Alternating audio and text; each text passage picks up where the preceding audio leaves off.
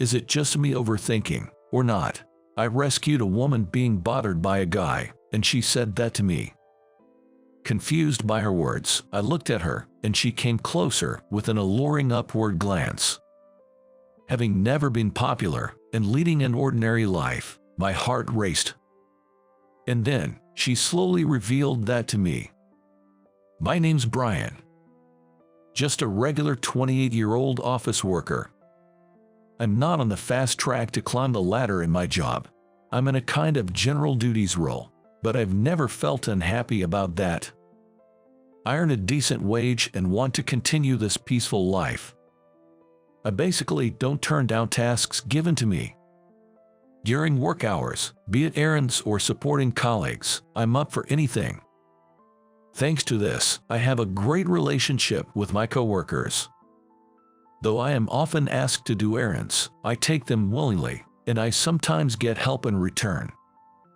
It's a genuinely good workplace. But now, a major issue has arisen. It was a single comment from the boss. Brian, ever thought of going on a blind date?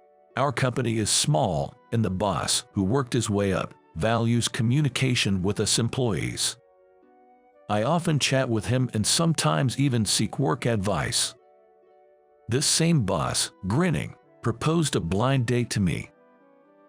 Well, I've never thought about that. Considering your age, it's about time to think about marriage, right? I have a good match for you. I never imagined a blind date offer coming my way. There are plenty of employees in their 20s and 30s. Why me, who is just doing his ordinary tasks? Seeing the question on my face, the boss shared more information about this date. Turns out, she's the daughter of one of our clients. Wait, then more reason for someone like me to be mismatched. Learning she's a CEO's daughter, I decided to decline immediately. No, she specifically requested you. I asked how she got to know about you, but she only told me that she wants to meet and discuss it with you directly. I'd never spoken to or seen this young lady. From what the boss said, her name's Lily, 24. She's working in accounting at her father's company. I saw her photo, a slender figure, striking large eyes, a real beauty. Graduated from a prestigious university, smart and beautiful. Even more puzzled why she chose me. She wanted to talk to you, rather than just a blind date.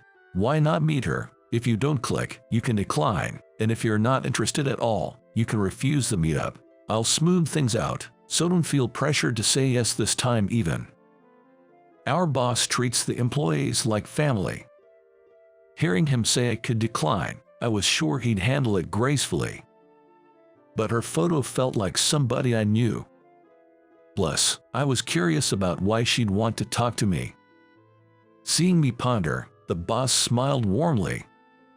I've known Mr. White, her father, for ages. Known Lily since she was a kid. She may be a CEO's daughter, but she's very down to earth and sweet. A genuinely lovely young lady. I already feel nervous a little, but if he says so, she sure is wonderful. I began to want to see her and have a talk with her. I found myself agreeing to the blind date. Though I'd agreed, as the day was approaching, I became more anxious. And on the day, with heavy steps, I headed to the upscale restaurant for our meeting. What should I talk about today? Can I just ask why she chose me right off the bat? No, that might be rude. As I was walking lost in thought, I suddenly heard a distressed voice of a woman. Stop it, I told you no. When I peeked around the corner into the alley ahead, there was a woman in a beautiful dress wearing a face mask being harassed by a thug. It seemed like he had been persistently bothering her. Although a part of me was scared, I couldn't just stand by and do nothing. I stepped between the thug and the woman and said, "Can't you see her making her uncomfortable? Back off." The thug glanced at me and made a loud, exaggerated tisk. Mind your own business. Apparently he didn't like my intervention and got provoked. He hurled a plastic bottle at me in a fit of rage. I managed to dodge it, feeling that this situation might escalate to something worse. I won't have him hurt her. Isn't this an assault? I'll call the cops. At the mention of the police, he seemed to get cold feet and hastily retreated. As I was about to speak with the woman, she talked to me first, her voice filled with concern. Are you okay? Didn't you get hit by that thing? She seemed genuinely worried. No, I'm fine. Are you okay? I'm good. Thank you so much for helping. You're indeed like a real-life hero. I couldn't help but blush at her words. But her indeed like a real-life hero comment made me wonder what she meant, and just as I was about to ask, she told me something I didn't expect. Is it just me overthinking, or not? It feels like a destiny. I was taken aback. Meeting someone for the first time and thinking it's destiny seemed far-fetched. But as she looked up at me, implying it was our fate, she was so beautiful and made my heart race. Look at this. As she said that, she showed me a cherished handkerchief. Oh, isn't that? I recognized it immediately. It was a handkerchief I used to own. Do you remember this? You gave me when I was in middle school. When I was still a teenager, I used to spend my summer vacations in a rural town where my grandparents lived. There used to be a younger girl living nearby, and I spent those summers hanging out with her. However, both of my grandparents passed away one after the other. Their old house was hard for my parents to maintain since they lived far away. It ended up being torn down after their passings. That meant no more summer trips to the town. The girl I used to hang out with was a bit chubby and was bullied for it in school. I sometimes comforted her and listened to her about it, so she might have felt sad to know that I was going to stop visiting. On our last day together, I gave my crying friend that handkerchief. Don't cry, we'll meet again someday. Let's promise to greet each other with a smile then. She gave me one last smile while she was wiping her tears with that handkerchief. If I remember it correctly, her name was Lily. I only saw Lily during those summer breaks, and the last time I saw her was during my high school years. It had been so long that I didn't instantly recognize her when I heard her name. Moreover, she used to be chubby, but not anymore. She'd transformed into a stunning woman. Is that you, Lily? You've grown into a pretty woman. I didn't recognize you. I'm glad that you remember me. Back in those days, you always stood up against the bullies like a cool hero for me. You were treating me with kindness and even offered me the handkerchief when I was crying. You were my first love. Ever since then, I've been hoping to see you again and thank you. I've worked hard to better myself, even went on a diet. She said it with a chuckle, and she looked so beautiful. Perhaps she had gained confidence through her efforts and personal development. How did you find out about me? You could have just said hi to me then. I work in my dad's company in the accounting department. I saw you when you visited our company. You looked just like the old days, so I recognized you right away. When I asked the name of the person to other employees, it was indeed you. She used to live in the countryside back in the day, but after her father's business took off, they moved to downtown New York City as a family. I might have met her parents once a long time ago, but I honestly don't remember. And to think that her dad is now a major business partner. It really took me by surprise. Even after we got to the restaurant, Lily and I reminisced about old times. It felt more like a reunion and a blind date. We had a great time. Lily's mother also came to the restaurant to greet with me. Apparently, Lily's mom was the one who set this up. She told me that she recognized you at the company right away. She wanted to talk to you, but couldn't approach you directly, so she asked me to arrange this event. Her mother seemed to find her daughter's feelings adorable and was smiling the whole time. Personally, I think it's a higher hurdle to chat through a matchmaking event than just approaching directly, but thanks to that, we got to talk, so I'm grateful, one way or another. From that day on, Lily and I started messaging each other and even went out to eat together. However, A month after the initial event, Lily's dad, the CEO Mr. White, stormed into my company. "Who is Brian?" Mr. White, who suddenly appeared, seemed a bit angry. "That should be me." As I stepped forward, Mr. White was looking at me from head to toe. "I have plans for my daughter to marry someone competent enough to take over the company." It seems he had recently found out about the blind date.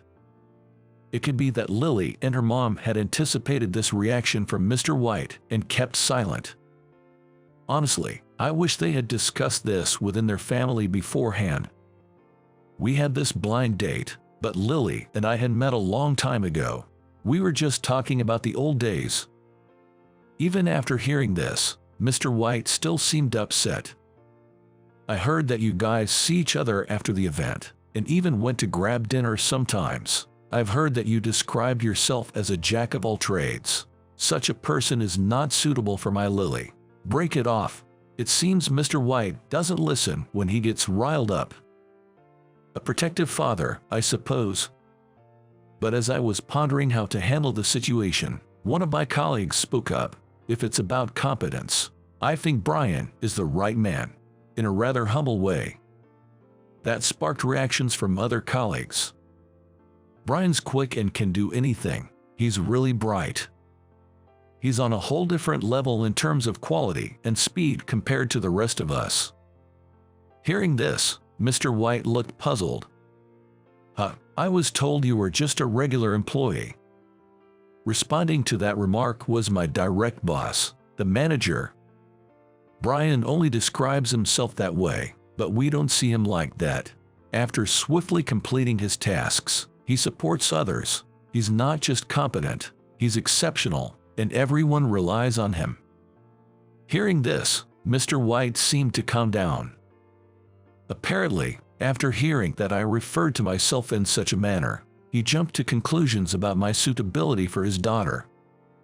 He said he lost his cool when he heard about the unfamiliar man his daughter was meeting. I carefully explained to him why Lily wanted to meet me. She probably felt too shy to tell her dad about her first crush. Later, he listened to my colleagues talk about my daily performance and personality, and eventually came around to understanding why we had the initial blind date. This doesn't mean I'm giving my permission for marriage. Look, we're not dating or anything, and we haven't thought about marriage. Lily is beautiful, and it's always calming to talk to her. Talking about favorite foods and movies can be enjoyable, so I'm thinking I'd like to formally ask her out soon. But courting a daughter who has such an overprotective dad seems like a tough challenge. Yet, through his every word and action, I can tell he deeply cares for Lily, and that makes the father seem endearing in a way. Since then, I kept building a good friendship with Lily. Inspired by how dedicated Lily is to her work, I've become even more committed to my job. At the time of my promotion, I finally asked her to be my girlfriend. Lily's response was, "Finally, you ask me that." It seems I made her wait quite a while. After dating for about a year, tomorrow I'll be meeting Lily's parents to discuss our marriage plans.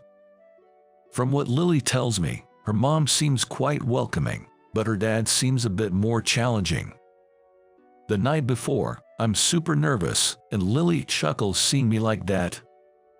"Considering you can stand up to strangers and bullies, it's funny you're this nervous about meeting my parents." No, facing bullies is easier. Your dad's quite tough and full of energy. I'm sorry for being so weak." Hearing that, Lily gently shook her head.